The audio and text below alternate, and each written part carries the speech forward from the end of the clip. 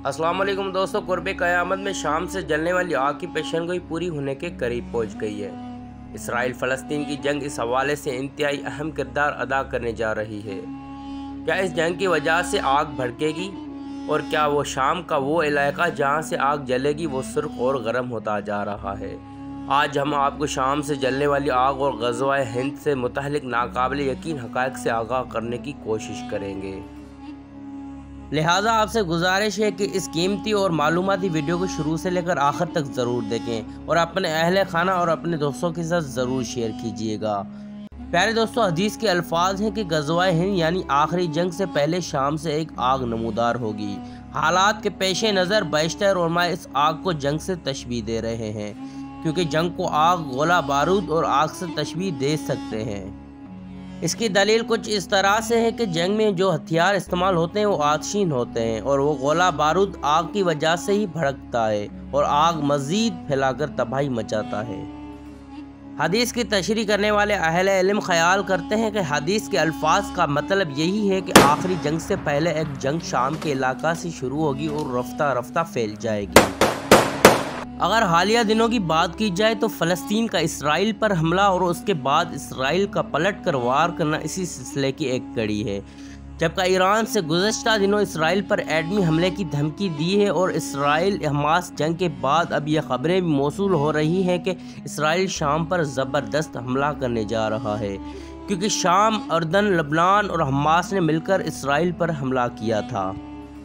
اس لیے اسرائیل اپنا بدلہ لینے کے لیے فلسطین کے علاوہ شام اور لبنان جیسے عرب ممالک پر بھی حملے کی پلاننگ کر رہا ہے، اور دوسری جانب اسماعیل ہانیہ کی ایران میں شہادت کے بعد اس جنگ کا رخ ایران کی جانب ہو چکا ہے۔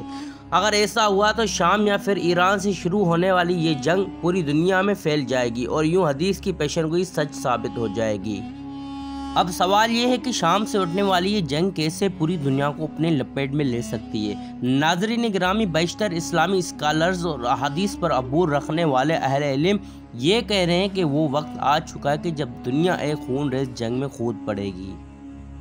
اس سلسلے میں ایک حدیث ملاحظہ کیجئے کہ نبی اکرم صلی اللہ علیہ وآلہ وسلم نے ارشاد فرمایا، تم پر 4 فتنے آئیں گے۔ پہلے فتنے میں خون ریزی کو حلال سمجھا جائے گا، دوسرے فتنے میں خون اور مالوں کو حلال سمجھا جائے گا، تیسرے فتنے میں خون، مال اور شرم گاہوں کو حلال سمجھا جائے گا، اور چوتھا فتنہ بہرا، اندھا اور سب پر چھا جانے والا ہوگا۔ وہ سمندر کی موجوں کی طرح ٹھاٹھیں مارے گا، یہاں تک کہ لوگوں میں سے کسی ایک کے لیے بھی اس فتنے سے بچنے کے لیے کوئی ٹھکانہ نہیں ہوگا۔ وہ فتنہ دجال کا فتنہ ہوگا۔ اگر موجودہ حالات کو دیکھا جائے تو اس میں کوئی شک نہیں ہے کہ یہ دور فتنوں کا دور ہے۔ لوگوں کے مال اور خون کو حلال سمجھا جانے لگا ہے، قتل اور غارت عام ہو چکی ہے، چوری ڈکیتیاں عام ہو چکی ہیں، بے حیائی اتنی بڑھ چکی ہے کہ عورتیں اپنے جسم کو ڈھانپنے کی بجائے ان کی نمائش کر کے فخر محسوس کرتی ہیں۔ باقی ہے چوتھا فتنہ، جو کہ ہے دجالی فتنہ، جو شام سے نکل کر عراق کو ڈھانپ لے گا اور جزیرہ عرب کو اپنے ہاتھ اور پاؤں سے کچل دے گا۔ علماء کے مطابق یہ وہ ترتیب ہے جو حضور اکرم صلی اللہ علیہ وآلہ وسلم نے آنے والے فتنوں کے بارے میں بتائی۔ اس پرفتن دور کے آخر میں ایک بہت بڑی جنگ ہوگی جس میں حق کی فتح اور اسلام کا غلبہ آ جائے گا، جسے غزوہ ہند کہا جاتا ہے۔ تاریخ بتاتی ہے کہ حضرت ابراہیم علیہ السلام کی نسل سے 3 مذاہب نے جنم لیا، یہودیت، عیسائیت اور اسلام۔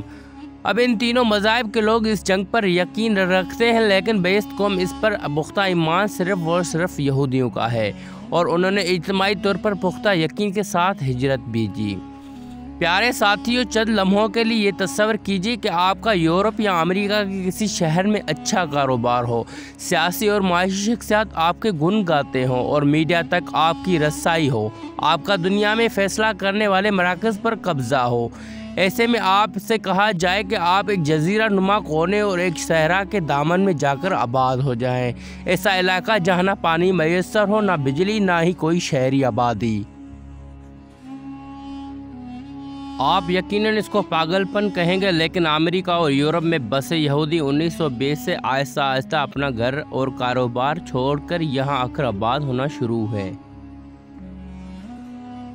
कैफा और तल अबीब जैसे सहरा इलाके में जहां चारों तरफ रेत और इर्द गिर्द आबाद दुश्मनों की मौजूदगी में वहां होना खुद को मौत के हवाले करने के मुतरादिफ था, मगर यहूदियों ने ऐसा ही किया। तारीख बताती है कि जंगे अजीम दोयम में यहूदियों पर शदीद जुल्म हुआ, लेकिन वो डटे रहे और इत्तेहादी अफवाज के फतह के बाद वो उन मुल्कों में आबाद हो गए। होना तो ये चाहिए था कि वो उन मुल्कों में ही रहते और इक़्तिदार के मज़े लूटते, लेकिन वो सब यरूशलेम के आसपास आकर आबाद होना शुरू हो गए। उन्होंने एक खुद मुख्तार कौमी रियासत बनाई और उसको मजहबी रियासत करार दिया और तौरीत को उस रियासत का आइन डिक्लेयर कर दिया। रियासत बनते ही पहले अरब इसराइल जंग शुरू हुई, लेकिन किसी यहूदी में अदम तहफ़्फ़ुज़ का एहसास पैदा नहीं हुआ और कोई इसराइल छोड़कर नहीं भागा, बल्कि आज तक खुशहाल हैं और हैरान कुन तौर पर इसराइल में मौजूद यहूदियों की आबादगारी बढ़ती चली जा रही है। ये यहाँ पर कारोबार करने, शहर आबाद करने या किसी पुरफ़िज़ा मुकाम पर ज़िंदगी गुजारने के लिए जमा नहीं हो रहे हैं। हकीकत ये है कि यहूदी इसराइल में एक बहुत बड़ी आलमगीर जंग के लिए जमा हो रहे हैं, जिसके बाद उनको यकीन है कि उनकी एक ऐसी हुकूमत कायम होगी जो पूरी दुनिया पर हुक्मरानी करेगी, जिसका हेड क्वार्टर यरूशलेम होगा,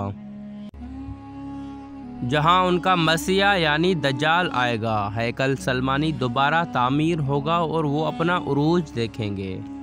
अब क्या तमाम उम्मत मुसलमान में से 10% को भी इस बात का इल्म है कि यहूदी मुसलमानों से जंग करने के लिए इसराइल में जमा हो रहे हैं?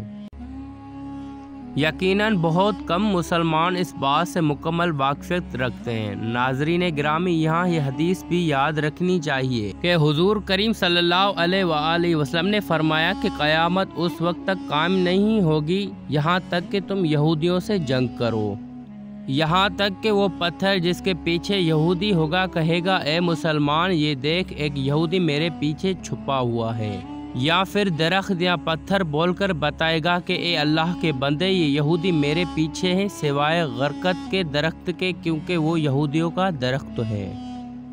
माहिरीन और अहले नज़र के मुताबिक आलमी जंग में जिसकी तमाम तैयारियां यहूदियों ने मुकम्मल कर ली हैं, यही वो आग है जो शाम से निकलेगी और पूरी दुनिया में फैल जाएगी। इस जंग से पहले उम्मत मुसलमान एक बहुत बड़े पुरफितन दौर से गुजरेगी। ये वही फितने हैं जो अंधे, बहरे और गूंगे हैं। ये फितने चारों तरफ से हमें घेर चुके हैं और हर इस्लामी मुल्क में फैल चुके हैं। जैसा कि हमने अर्ज़ किया कि आजकल खून रेज़ी और कत्ल व गारत गरी आम है, चोरी और लूट मार का बाजार गर्म है, शर्म व हया का कोई पास नहीं है। यकीनन अगर नबी करीम सल्लल्लाहु अलैहि वसल्लम के हदीस का जायज़ा लिया जाए तो 3 फितने मुकम्मल हो चुके हैं और चौथा बाकी है और अनकरीब वो भी पूरा होकर रहेगा, क्योंकि यहूदियों ने इसके लिए अपने तमाम तर इंतज़ामात मुकम्मल कर लिए हैं। अब यकीनन शाम से उठने वाली जंग ही वो आग होगी जिसके बारे में हुज़ूर अकरम सल्लल्लाहु अलैहि वसल्लम ने फरमाया था कि शाम से एक आग नमूदार होगी जो पूरी दुनिया पर छा जाएगी। आखिर में दुआ है कि अल्लाह ताला हमें फितना दज्जाल और क़यामत से पहले ज़ाहिर होने वाली खौफनाक फितनों से महफूज रखे। अज़ीज़ान दोस्तों, ये थी हमारी आज की वीडियो और इस हवाले से आप दोस्तों की राय क्या कहती है हमें कमेंट करके ज़रूर बताइएगा। हमारी इस वीडियो को अपने दोस्तों के साथ और अपने अहले खाना के साथ ज़रूर शेयर कीजिएगा और हमारे इस YouTube चैनल को सब्सक्राइब करके और बेल आइकन को क्लिक करें ताकि मज़ीद ऐसे आने वाली वीडियोस आप तक पहले मौसूल हो। तब तक के लिए अल्लाह हाफिज़।